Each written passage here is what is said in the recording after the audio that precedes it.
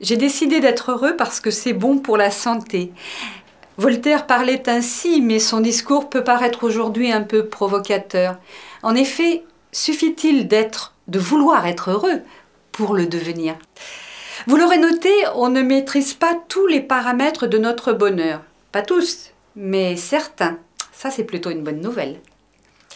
C'est ce que nous allons d'ailleurs essayer de voir ensemble. Mais d'abord, c'est quoi le bonheur? Pour augmenter la part de bonheur dans notre vie, il faut être capable de repérer la catégorie de besoins dans laquelle, de besoins fondamentaux bien sûr, dans laquelle vous pouvez inscrire vos besoins de surface. Alors un besoin de surface, c'est un besoin conscient, hein, comme par exemple besoin d'aller danser après une grande journée de travail. Et ce besoin de surface comble en fait un besoin fondamental. De quel besoin fondamental s'agit-il?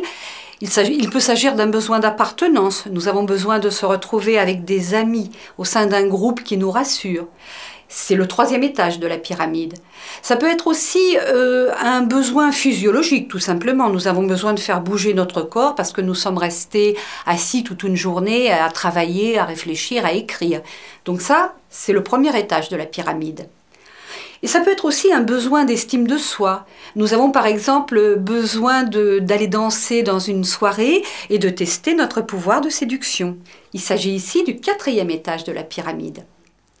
Ne vous laissez pas piéger par des mots généralisateurs tels que « toujours » ou « jamais ». Par exemple, tu ne veux jamais me faire plaisir, tu es toujours occupé quand j'ai besoin de quelque chose. Quand on dit non, il faut savoir à quoi on dit non et le préciser. On ne dit pas non à la personne qui est en face de nous, on dit non à ce que la personne nous propose et qui ne nous convient pas.